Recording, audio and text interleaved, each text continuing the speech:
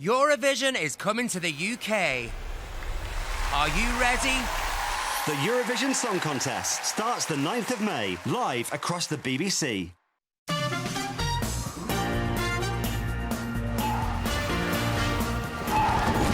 Oh my God, he's going to survive though. He's been struck by a car. It's more of a nudge. Is that a unicycle? Yeah. How long have you been single? A while. I think you should marry her. She probably wouldn't say yes, mate. Brand new comedy. Yeah. Colin from Accounts. Watch on BBC iPlayer.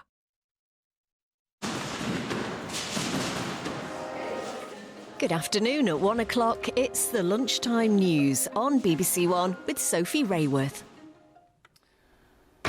Today at 1, Len Goodman, the head judge on Strictly Come Dancing for more than a decade, has died at the age of 78. It was knockout. Well done. From Len!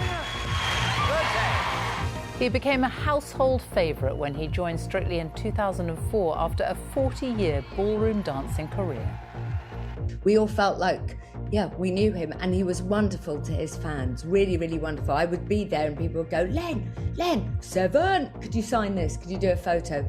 And he was wonderful to everyone. We will be looking back at his life. Our other main story this lunchtime: Britons trapped by violence in Sudan tell the BBC they feel abandoned. The government says it is doing all it can to help those still there. More than £200 million of money earmarked to help children catch up after COVID lockdowns hasn't been spent, the finding of a BBC investigation. And the aim was to receive 105 cards for his 105th birthday, but this World War II veteran now has more than 4,000 and counting. Here in the East Midlands, more pothole problems and the damage it's causing to people's cars in our region. And speeding mobility scooters, one man's mission to make them slow down.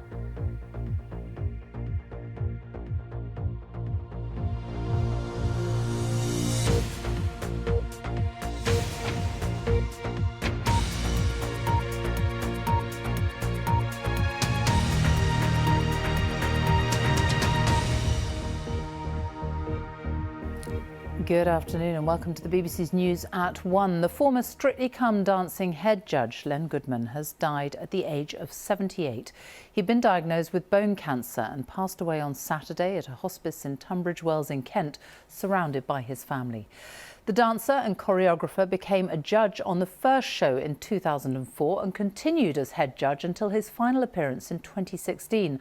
Today, his fellow judges, the show's presenters and many of the contestants have paid tribute to him, as our entertainment correspondent Lisa Mazimba reports. Let's hear from our head judge, Len Goodman. If you don't get 4 tens for that, I'm going to go home and pickle my walnut. He was Strictly's twinkly fountain of wit and wisdom. Yum, yum, pig's bum. That was fun. You dance like I cook. Just chuck it all in and hope for the best.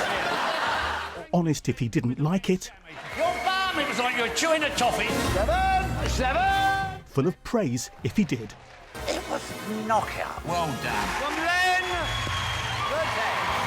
Len. In his youth, Len Goodman was a champion dancer himself, quitting his job as a welder to turn professional. He quietly ran a dance school in Kent until he was 60. Then, to his surprise, the BBC called. Let's hear from our head judge, Len Goodman, one of the most respected ballroom and Latin judges in the country. In the judge's chair, I look for 3 things. Oh. Rhythm, rhythm, rhythm. Why? He did 14 series of Strictly. It was a hodgepodge of moves just out there to titillate the taste buds. I'm telling you, where's the chassis capes? Where's the twist turns? Where's the recognisable passadown? And crossed the Atlantic as head judge of America's Dancing with the Stars. I want to see flashing lights, flashing music. Was a class act. There was nobody like him because he was so humble. He loved dance. I mean, his face would light up when people... Because lots of people take part in Strictly and they're like, you know what, I'll give it a couple of weeks, but I don't think it's going to be my thing. And then they fall in love with it, and he adored it. But he was an extraordinary man, a brilliant man.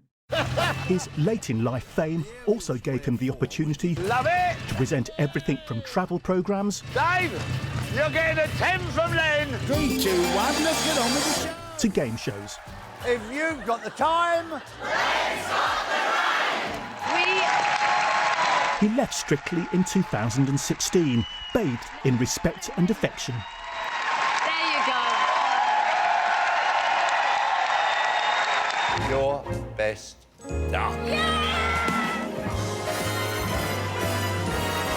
Len Goodman, the East End boy Artem, it's like looking in a mirror. who became the star of Saturday Night.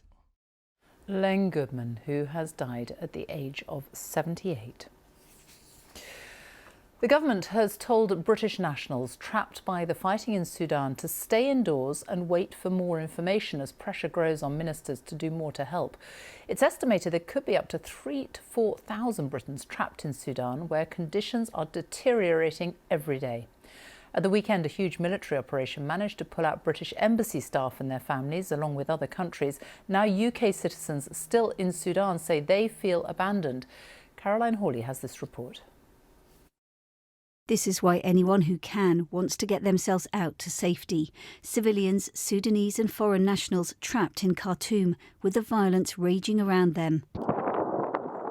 Yesterday, British and American diplomats were extracted in a complex and dangerous rescue operation. But what are the British nationals left behind to fend for themselves? The advice from the Foreign Office is to stay put. But this is what staying put means for Amma Osman. Still going on. This is for the last 20 minutes. Who works for the Royal Mail in Edinburgh and was visiting family when the conflict broke out. Gunfire, day and night. I think the fighting is round my street now. Very, very, very close. Very, very close. Despite the dangers, some British nationals are now trying to make their own way out, including one man, William, who told us he was on a bus to Egypt, organised by his Sudanese employer. We've had absolutely nothing but nonsense from the government, not even nonsense. We've had nothing. The last communication was that the government itself is going to do nothing, the Foreign Office, and so we had to take this option because it was becoming intolerable. The Foreign Office says its focus is on trying to put an end to the fighting between these two men, General al-Burhan and General Hemeti, who are locked in an increasingly deadly power struggle. And the government has defended its decision to take out all diplomats, with no plans in evidence at the moment to evacuate British nationals. The British government has a duty of care, of course, to all our citizens, but specifically we have it to our own employees and diplomatic staff and their dependents. And the reason we lifted them out was because the British residents and embassy were caught between the two lines. Countries around the world have been frantically evacuating both diplomats and some of their nationals. This was a Spanish flight leaving Khartoum last night, and this a Dutch flight. And this was a French evacuation to Djibouti. The European Union says that more than 1,000 of its citizens, including EU staff, have now been brought out. Its ambassador is still in Sudan, though not in Khartoum itself. A long and intense weekend trying to take our people out of Sudan. It has been a complex operation and it has been a successful operation. It's become a familiar story. British nationals in a crisis abroad, complaining that people from other countries are receiving more help than them. They've been warned by the government that if they do try to leave, it's at their own risk. Caroline Hawley, BBC News. Let's see how other countries are dealing with the crisis. Our correspondent, our Europe correspondent, Nick Beak, is in Brussels for us. Now, we just saw some French, some Spanish being evacuated there. What is the situation with other countries? Yes, Sophie, we know that more than 1,000 EU nationals have been brought to safety, among them diplomats, but also people who were presumably visiting family in Sudan or maybe were there on business. Let me just give you a quick snapshot of how different countries are reacting. In Italy, the Prime Minister, Giorgia Meloni, has said that all Italians who wanted to leave have been able to leave, and on the flights as they left were other people from different countries, among them British people, and the Prime Minister said that Italy leaves no no one behind. As for France, nearly 400 people have been pulled out of Sudan from 20 different countries, and once again, British people, or at least one Brit among the people there. Germany says that 300 people have been brought out on its flights as part of its operation. At this stage, Sophie, we don't know how many British people were able to leave because they had a partner who was, say, French, Italian or German, or whether they turned up and, through their own powers of persuasion, were able to hitch a ride. We'll find out more surely in the days to come. And I think also, finally, worth making the point that the countries we're talking about all had a lower number of people compared with Britain, because as we've been hearing, it's thought around 4,000 Brits are currently in Sudan. So that would be a much bigger operation if they're trying to replicate what the Europeans have been doing. Nick, thank you. Well, our diplomatic correspondent James Landell is with me now. So we're up to 4,000 British nationals there. A very different situation for them, as we've been hearing.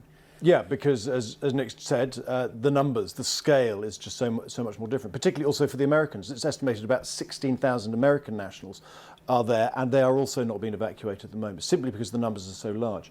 And the problem is this, the country is incredibly dangerous at the moment. If the British government were to say to British nationals, go to these locations, so we can, the assembly points, so we can try and evacuate you in some way from there, how do you ensure the security of those people on the route? How do you stop them being attacked? How do you stop them, hostages being taken en route there? The British Foreign Office Minister Andrew Mitchell this morning pointed out that over the weekend, 2 Turkish assembly points over the weekend were attacked with explosions. So that's the first point. Once you're actually at these muster points, how are you going to evacuate people from there? Where are you going to take them? There is an airstrip north of Khartoum where some aircraft are landing, but at the moment it's taking out tens, hundreds. It's not able to take out thousands. If you want to go over land, you're talking hundreds of miles through unprotected desert, maybe to get to the Red Sea, to get to Port Sudan, to get a ship out. Where are those ships going to come from? Where are they going to be taken? Can they get over land over to Egypt? So the problem for the British government is this, is that on the one hand, as Alyssa Cairns, the Foreign Office, the Foreign Affairs Committee chairman said this morning, the UK has a responsibility to these British people to say, look, whether there's going to be an evacuation or not, so that if there's not, they can make their own plans. But at the moment, the British government can't give those details because they're simply not ready with their plan. James Landell, thank you.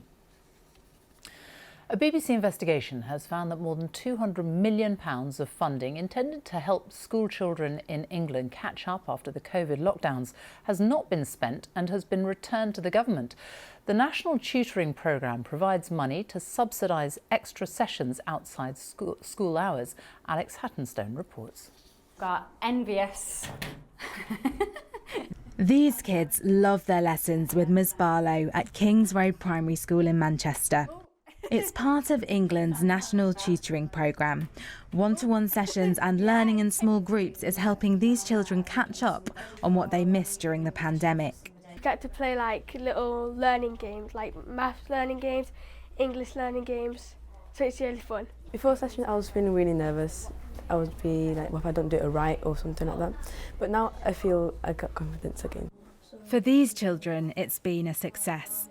But the BBC has learned that over £200 million ring-fenced for the National Tutoring Programme has gone back to the Treasury.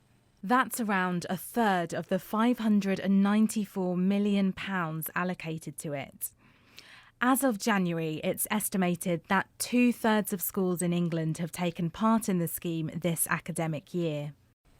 And there's concern that this flagship recovery scheme hasn't reached as many pupils as it should. The National Tutoring Programme may have reached some of its targets, but it's fundamentally missed the point in terms of getting young people the academic help that they need. Take somewhere like London. In any given year, about 40% of 11 to 16-year-olds in London receive some kind of private tutoring. By contrast, in the northeast, it's not something where there are many tutors already. Now, the consequence of that is, of course, that there's less access to private tutoring, whether it's delivered through a school or elsewhere. And given that we know tutoring is a really powerful way of improving young people's educational outcomes, it does mean that we see this disparity, and we are seeing that disparity, unfortunately, getting worse. Back at Kings Road Primary, the head teacher is juggling a tight budget. When the scheme was first introduced in 2020, the government heavily subsidised tutoring, with the rest coming out of school budgets. This year, Schools will have to cover 75% of the cost. That means it'll cost my school £35,000. Will you continue with the National Tutoring Programme? I'm a huge advocate of the National Tutoring Programme. I think it's a really great incentive and has had a big impact on the children in my school. But when it comes to September, it potentially crosses the tipping point where I can't quite afford it. So for that reason, specifically that reason, it's unlikely that I would be carrying on with the National Tutoring Programme. Scotland, Wales and Northern Ireland also had their own COVID catch-up supports. The government says millions of children have benefited from the National Tutoring Programme, and with exam season approaching, it hopes every eligible school will take advantage of the scheme.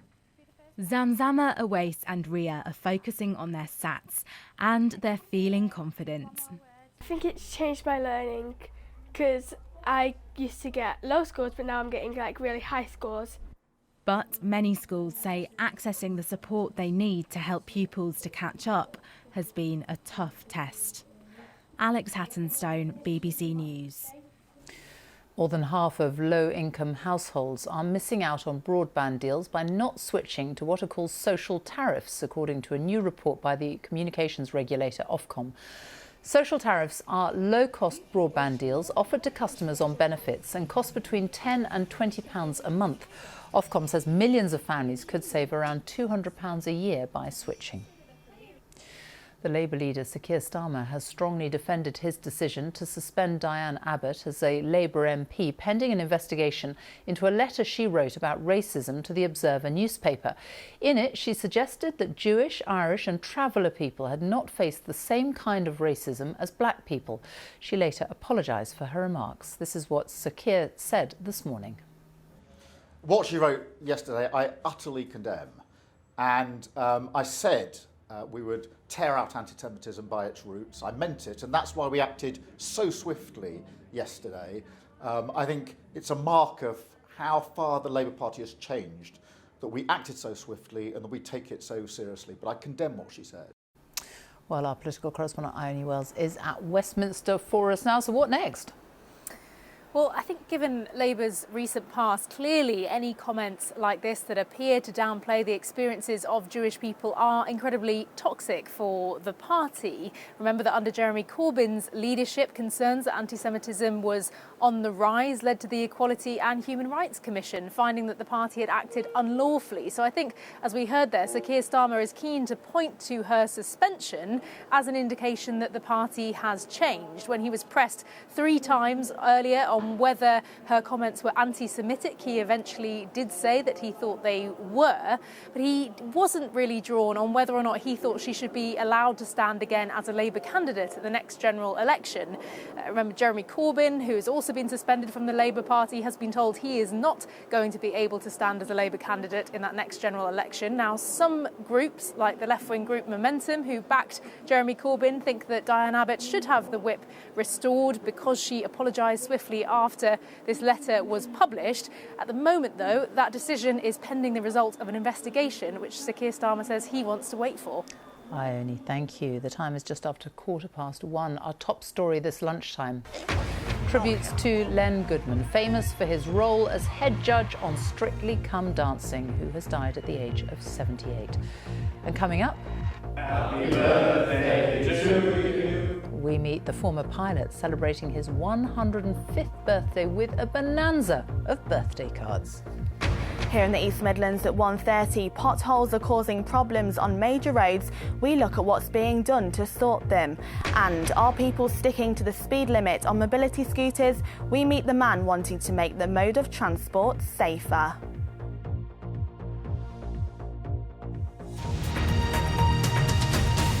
A new opinion poll commissioned by BBC Panorama suggests that less than a third of 18 to 24-year-olds want the monarchy to continue. The online poll carried out by YouGov also found nearly half of those questioned from an ethnic minority background think the royals have a problem with race and diversity. Panorama's Jane Corbyn reports. As preparations gear up for the coronation, crowds have turned out for a royal engagement in York. It's exciting, the atmosphere is lovely. I think they make a lovely couple and I think they're very dignified. There's a small but noisy protest here too. Across the country there are millions of people who want the monarchy abolished. They spend so much of our money on their lives and their homes and their travel. We're basically wanting to raise awareness of the growing movement against the monarchy and to object to the succession. Panorama wanted to test attitudes to the monarchy and commissioned an online poll from YouGov. The poll of nearly 4,600 UK adults suggests 58% want the monarchy to continue, and 26% want an elected head of state instead. When YouGov asked the same question in July 2013, a year after the Queen's Diamond Jubilee, 75% of people polled said the monarchy should continue, and only 17% wanted an elected head of state. For young people, decline in support appears starker.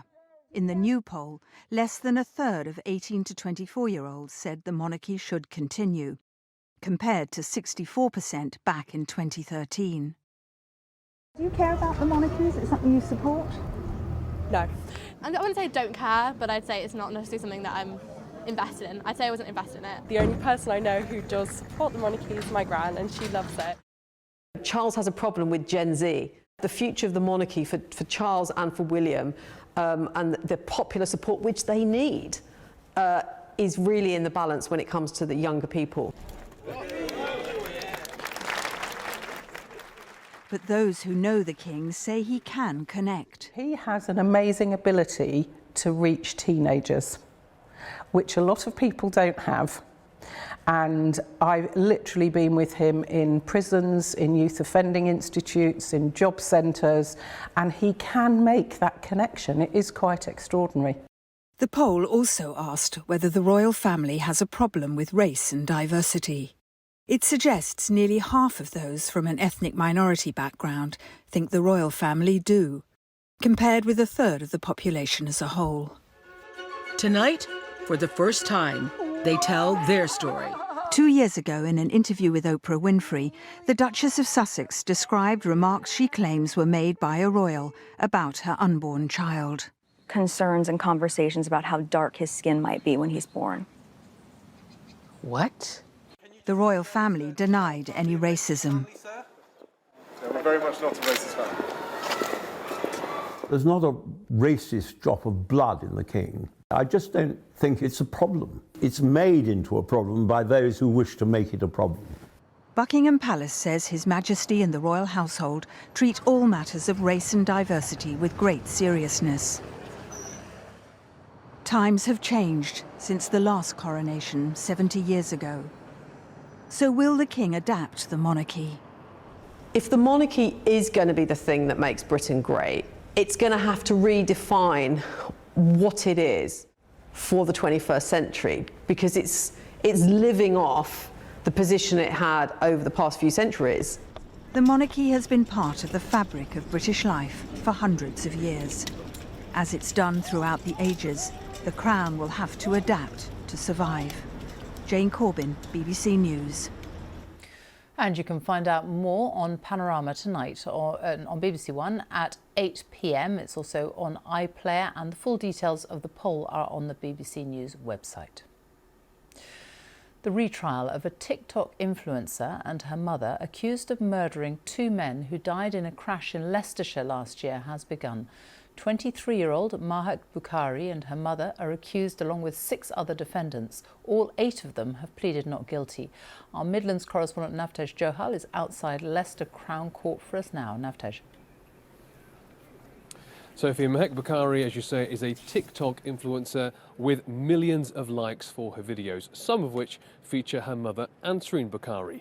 The prosecution here has been laying out to the court how an extramarital affair between Ansreen Bukhari and a younger man led to what they say is a story of love, obsession, extortion, and ultimately cold-blooded murder.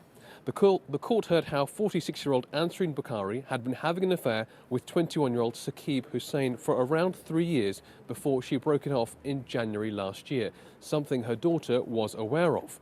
But the prosecution says he threatened to expose the affair by sending sexually explicit images of her to her husband and son and attempted to blackmail her to persuade her to contact him. and they allege that the damage that the revelation of the affair could have caused to Mehek Bakari's standing as an influencer was one of the motives for what followed. Now, the jury was also played a harrowing 999 call of Saqib Hussein's last moments before he died in a car crash on the A46 in Leicestershire in February last year. The vehicle was driven by his friend Hashim Ijazuddin. Both men died on impact. Mehek Bakari, her mother Ansrin Bakari, and the 6 other defendants all deny murder. This trial, which is a retrial, continues and is expected to last 3 months. Navtesh Johal, thank you. Health officials are warning that teenagers could be at risk of rare diseases after a drop-off in vaccinations during the pandemic. The latest figures show 69% of 13 and 14-year-olds received a jab protecting them against tetanus, diphtheria and polio, down 7% on the previous year. Another vaccine against meningitis also saw a similar fall in uptake. Parents are being urged to make sure young people are up to date with their vaccines before they leave school. The Italian restaurant chain Prezzo has said it will shut 46 restaurants which have been hit hard by soaring costs and changes to customer habits. The group said the closures, which will affect 810 workers, come after utility costs more than doubled. Plans by the government to deport asylum seekers to Rwanda will face legal scrutiny today at the Court of Appeal in London. Proceedings have been brought by migrant charities and individuals from countries including Iran, Iraq and Syria. Our correspondent Dominic Casciani is at the High Court for us now. Dominic. Well, that's right, Sophie, and at the heart of this case is what actually the United Nations is telling the Court of Appeal behind me here near Fleet Street in London. What we're hearing is, in effect, the accusation is that the government and the lower courts have so far completely ignored the United Nations expertise on conditions in Rwanda. It's expert analysis that the country's government won't treat people fairly and has, in some recent occasions, sent people back to countries where they are potentially at risk of harm despite arriving seeking protection. And in fact, one of the lawyers today said that Rwanda is a one-party authoritarian state. It imprisons, it tortures and it murders its opponents.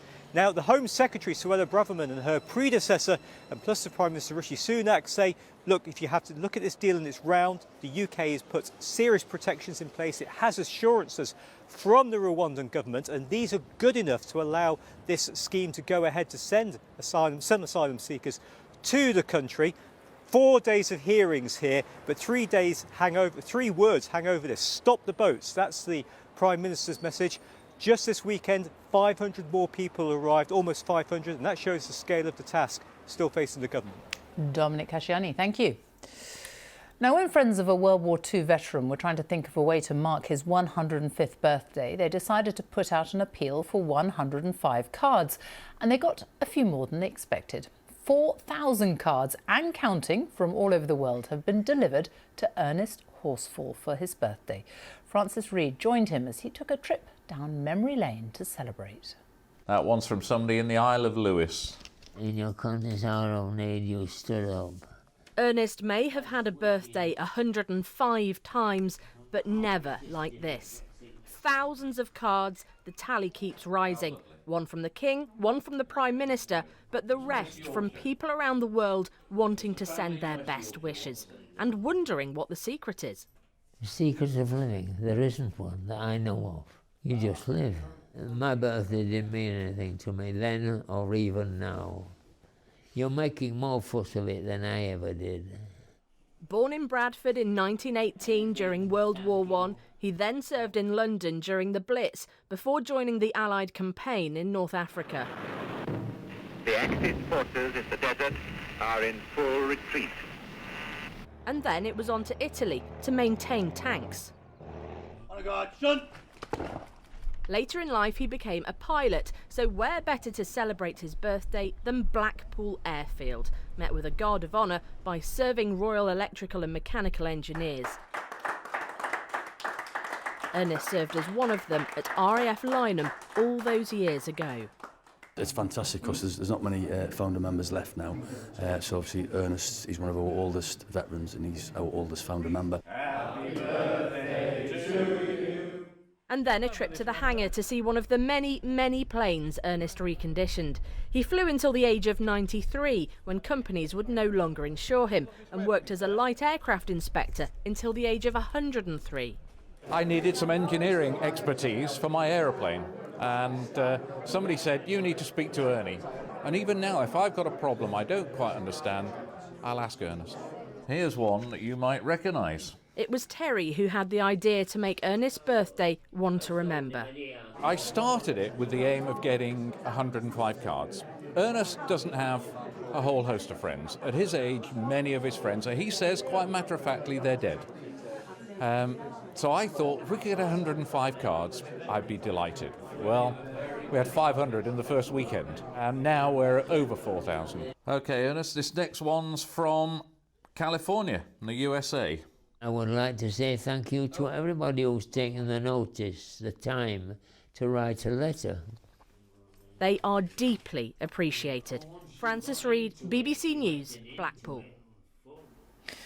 I'll look at the weather in a moment, but first take a look at these stunning images of the Northern Lights, which were captured by photographers in the UK. This image was taken on the Caledonian Canal near Corpach in the Highlands. These images of what's known as the Aurora Borealis were taken in North Wales. And this was the spectacular scene in nearby Anglesey. Quite incredible photographs that have been sent in to us there. Stav's here with a look at the weather. Amazing. They're fabulous, they really are. And a good chance, Sophie, of seeing them tonight, because skies will be clear, but it's going to be a cold night. So good afternoon to you. We're in this cold spell now. It's a fairly short-lived cold spell, but it really will be noticeable. In fact, showers falling across much of the north and east of Scotland today will have a wintry element to them, but it will feel cold across the board. And we'll see longer spells of rain as well. Across southern areas, you can see this massive blue here affecting Wales, southwest England. There's been some thunder and lightning in that as well. It's slowly sliding southwards and eastwards all the while. Further north, it's bright, sunny spells, but scattered showers. And these showers being brought on by a strong and cold northerly wind there. So gales in exposure here, some wintriness certainly over the higher ground of Scotland. Further south you come, we're in that area of cloud and rain. A bit of sunshine here and there, but it will be rather cloudy for England and Wales. And those temperatures range from around 5 across the Northern Isles to around 11 or 12 across the south. Now notice the map starts to turn blue through tonight. Under those clear skies with light winds, a pretty widespread frost for late April, down to -4 or -5 Celsius in the north. So gardeners and growers do take note, because we'll be waking up to scenes like this, I think for many, a widespread frost, but plenty of sunshine around. Any mist and fog clears away quickly, and with that strong late April sunshine gets going, it lifts those temperatures. So we're returning a bit closer to the seasonal norm, in fact, through the afternoon as cloud tends to bubble up. Showers continue, though, for the north and east of Scotland. Again, there'll be a wintry element, certainly over the hills. Single-figure values in the north after that cold start. We're up to around 10, 11, maybe 12 degrees in the mildest spot. We start to see some changes to the weather, though. Midweek, these weather fronts trying to push in off the Atlantic will introduce milder air, but it's a slow process. Bit of a messy picture on Wednesday. A lot of cloud around generally. Perhaps the best of the brightness for the north of Scotland here with those cold northerly winds. We could see some spots of rain in the cloud further south, but stay tuned to the forecast for the details. Again, another chilly day with temperatures around 8 to 11 or 12 degrees, and maybe not so much frost that night because there'll be more cloud around.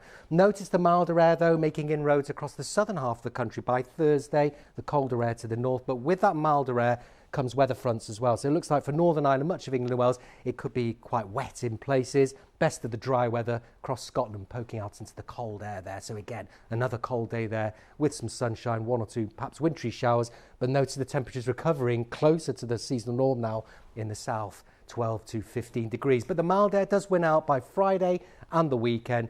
Temperatures will be a little above the seasonal norm, in fact, but with weather fronts around, it will tend to stay fairly unsettled with cloud and outbreaks of rain. See you later, Sophie. Thank you. And that's all from the BBC News at 1. It's goodbye from me on BBC One. We join the BBC's news teams where you are. Goodbye.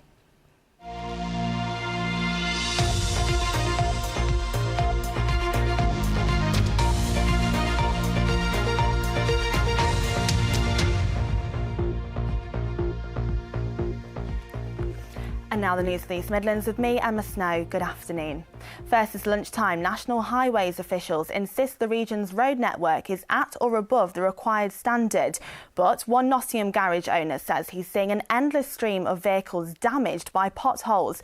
An exceptionally wet March is thought to be to blame. Yet many motorists say they failed to get compensation from highways authorities when they make a claim. Simon Hare reports.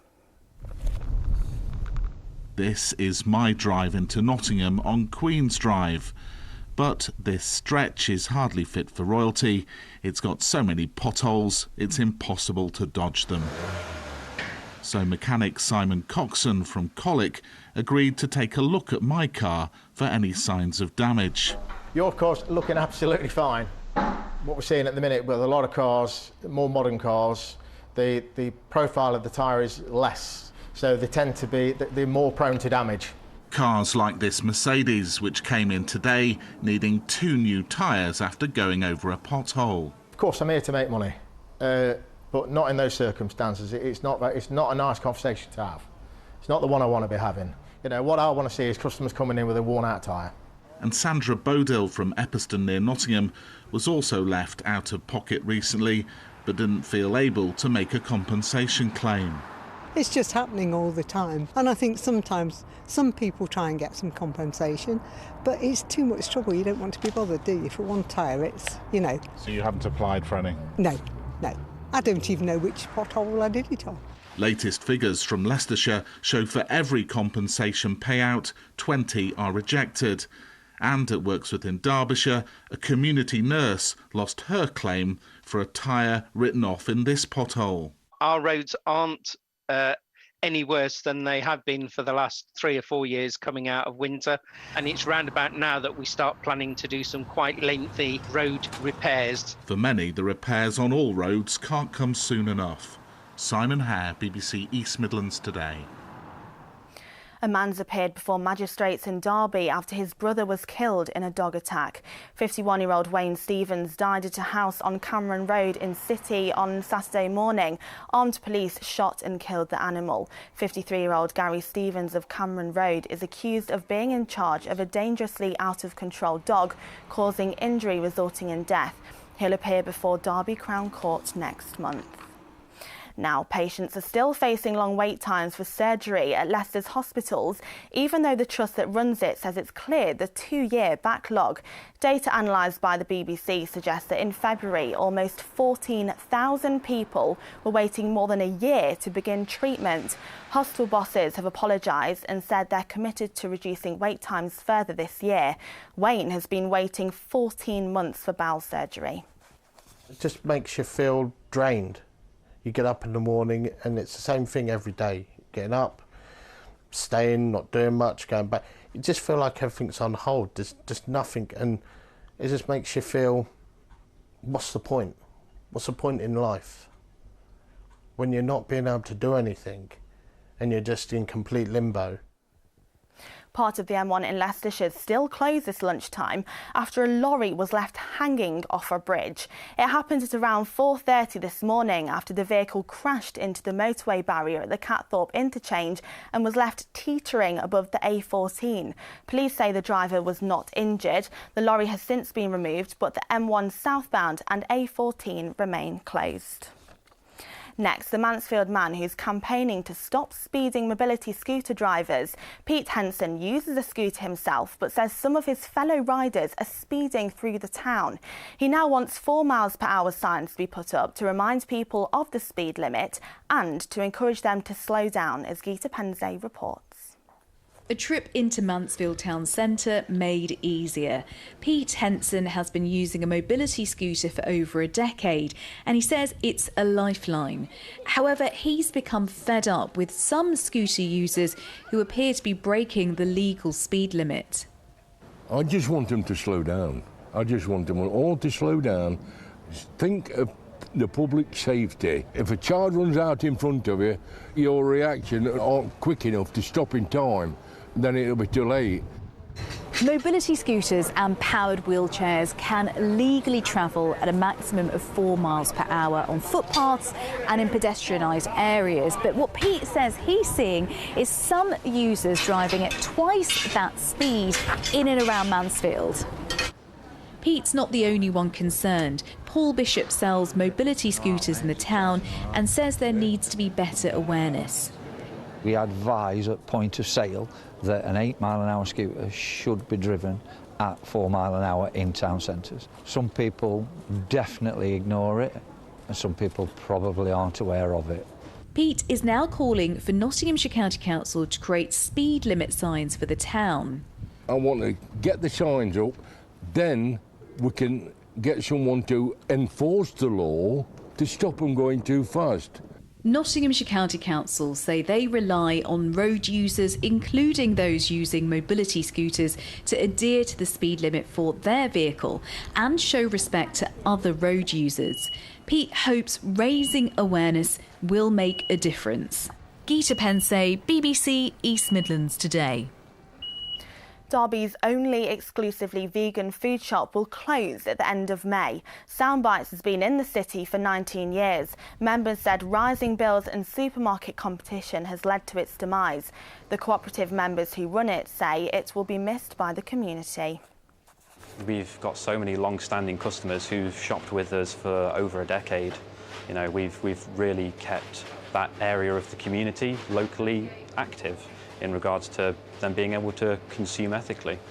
You know, that is awesome, and it's why so many people are going to miss us. Finally, a young footballer from Leicestershire was given a special treat this weekend as she returned to her club for the first time since she started treatment for leukemia. 12-year-old Madison from Burbage was diagnosed at the end of last year and hasn't been well enough to play football since. Yesterday, in her team's final league game of the season, she was asked to officially start the match before returning to the sidelines to cheer on her team. I kicked off the final game that my team's playing this season. And how did it feel to be back out there? It was good. I'm so proud that she's here now. She's got a little bit of energy to do it because she has had a few rough patches, you know, along the way. Chemotherapy hasn't been an easy ride, you know. There's been some bad times, but some good times too. How lovely is that? Well, it's now time for a look at the weather forecast with Jill. It's been sunny, cloudy, might be cold tomorrow. What's going on? Let me help you, Emma. Let me help you. Yeah, it's been a bit of a mixed bag today. We had some blue sky there. We just appreciate that there for a second. And our weather watchers have still been out. Look at the lovely boats on the lake. Bit of blue sky there as well in Derbyshire. But it wasn't all sunshine, as look at that cloud. It really thickened for a time this morning. And we're likely to see a little bit more of where that came from this afternoon, because it will stay mostly cloudy and we might just get the chance of a shower added in as well. So this is the picture then. Now we're kind of in this area of high pressure now. As we head through into tomorrow, we'll see that front there clearing away, taking the rain with it. So quite clear and dry as we start the day tomorrow. But this is the case this afternoon. So I think the likelihood of seeing a scattered shower here and there. A lot of clouds still, a little bit of sunshine, 9 or 10 degrees at the maximum. But then tonight we see this cloud sinking away southwards, and look at that, not a lot of cloud left. However, look at the temperatures down to freezing. Get your big coat back out tomorrow. If you put it away, you're going to need it. But look at that sunshine, beautiful start. Then the cloud rolls in a little bit through the afternoon. So yes, a bit cloudier, losing some of that brightness, 10 or 11 degrees at the most. So again, not really all that mild for this time in April. And here we are then as we head into the next couple of days. There's that area of high pressure, but a few fronts then start to build into Thursday and the end of the week, meaning it is going to be a little bit unsettled. Sunshine and showers. Those temperatures, though, increasing as we head towards the weekend. Thanks, Jill. A bit of a mixed bag there. Well, that's all from me and the lunchtime team. And we'll be back with East Midlands Today at 6:30. Have a lovely afternoon, whatever you're doing. Bye-bye.